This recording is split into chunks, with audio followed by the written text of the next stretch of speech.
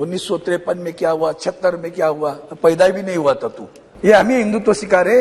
हिंदुत्व में भगोड़े नहीं होते। जो लोग भगोड़े हैं वो भगोड़े क्या बोलेंगे। 70,000 करोड़ का घोटाला हुआ 4 दिन में। जिनके नाम पर घोटाले थे सभी महाराष्ट्र की सरकार में सिर्फ शामिल नहीं हुए, मंत्री भी बने। सर हमारे पहले भी किसी पूर्वजों ने कहा महाराष्ट्र की बात मैं भी करूंगा अभी। वो हमें हिंदुत्व सिखा रहे हैं। हम पैदाइशी है, ये हमें हिंदुत्व सिखा रहे। हिंदुत्व में भगोड़े नहीं होते, भगोड़े नहीं होते। जो लोग भगोड़े हैं वो भगोड़े क्या बोलेंगे। जिनके पास इतना दम होता, उनके पास इतना दम होता। मैंने किसी का नाम तो नहीं लिया, मैंने किसी का नाम नहीं लिया। सर जो हुआ हादसा हुआ, अगर हिम्मत थी वो क्या हिंदुत्व सिखाएंगे हमें। जिनको जो जन्म में आए यहाँ, इनको क्या मालूम है बाला साहब क्या थे। वंदनीय बाला साहब ने हिंदुत्व ये बताया, भैया मुझे मंदिर में घंटा बजाने वाला हिंदू नहीं चाहिए, आतंकवादियों को मारने वाला हिंदू चाहिए।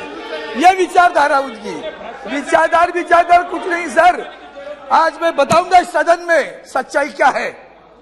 झूठे लोग सच बताने की कोशिश करते हैं, उस विषय पर मैं आऊंगा। और भी झूठे लोग झूठी बात करके सच्चाई छुपाने की बात करते हैं। अब रही बात जो हुआ वह हादसा, सर महाराष्ट्र की बात आई, आपने कहा अविश्वास प्रस्ताव क्यों। मैं बताता हूं अविश्वास प्रस्ताव क्यों। जिस तरह से आपने बर्ताव किया है, वो मणिपुर के बारे में हो, हिंदुत्व के बारे में हो, और अन्य आपकी राजनीतिक सामाजिक नीति जो रही, मैं आपको बता देता हूं। आज की सरकार भी जो कहते हैं ना हमने किया हिंदुत्व के लिए, इनको छोड़ दिया। और जिनको छोड़ा वो तुम्हारे पास आए वापस। जिनका नाम लेकर आदरणीय प्रधानमंत्री जी ने कहा कि नेशनल एनसीपी पार्टी क्या है, नेचुरल करप्ट पार्टी। उन्होंने भरी सभा में, भरी रैली में कहा, 3 दिन में थे उस रैली में, आगे कहा 70,000 करोड़ का घोटाला हुआ, सिंचाई का घोटाला हुआ, बैंकों का घोटाला हुआ। 4 दिन में जिनके नाम पर घोटाले थे सभी महाराष्ट्र की सरकार में शामिल हुए। सिर्फ शामिल नहीं हुए, मंत्री भी बने। सर मंत्री बने मतलब क्या है, भ्रष्टाचार के खिलाफ हो आप। ईडी के केसेस लेकर सबको डरा के लेके गए। भगोड़े लोग बोलेंगे राष्ट्रीयत्व की बात। और ये वॉशिंग मशीन जो चल रहे ना सर, ये क्या बोलेंगे। उस वक्त तो उनका नाम लेके गए थे, अभी उनके साथ में बैठे। आज विषय गंभीर किस बात का है कि आदरणीय प्रधानमंत्री जी ने छुप कर बैठे माननीय सर्वोच्च न्यायालय की बात। अब आगे चलकर पिछले 4 दिन में क्या क्या हुआ।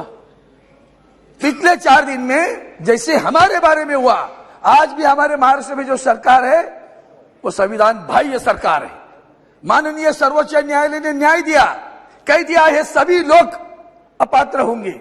मुख्यमंत्री से लेकर सभी का नाम लिया, ये सभी अपात्र होने वाले हैं।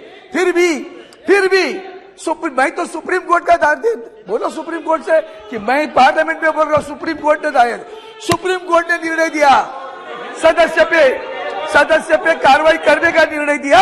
अब क्या बात करेंगे। अब यही बात कहता हूं आगे चलकर सभापति चेयरमैन सर।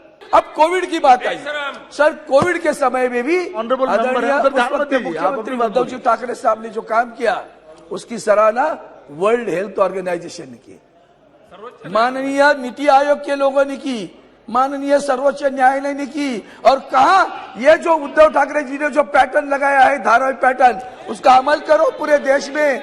इतनी सराहना करने के बाद झूठे इल्जाम लगा, तभी तो तुम भी तो सरकार में थे। जो इल्जाम लगा रहे वो भी तो सरकार में थे। कौन से अधिकार से बोलते हो, कौन से अधिकार से बोलते हो।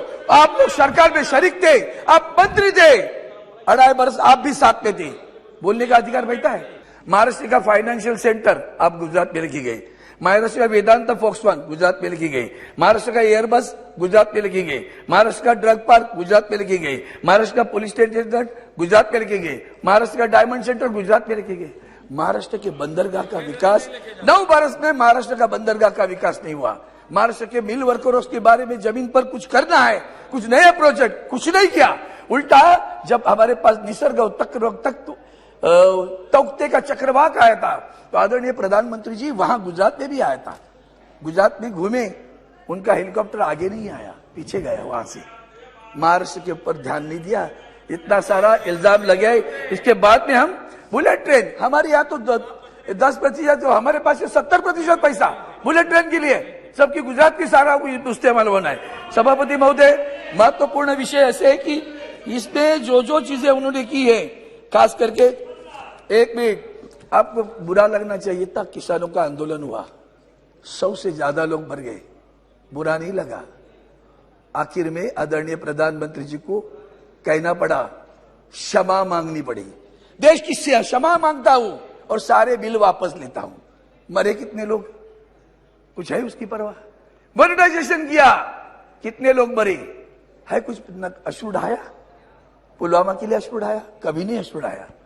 यही तो दुख है, यही तो दर्द है। संवेदनाहीन सरकार चला रही है। खाली अभी जो आवाज आ रहा है ना, वो बिल्ली का टाइगर का आवाज नहीं है, वो खत्म हो गए अभी वो उनको कोई हमारे पंतप्रधान जी के ऊपर बोलने का कोई अधिकार नहीं है, औकात नहीं है उनकी। और माननीय पंतप्रधान जी, हमारे माननीय अमित शाह, इनके ऊपर उंगली भी बताया ना, थैंक यू, तो तुम्हारी औकात में निकालूंगा क्या असलियत है।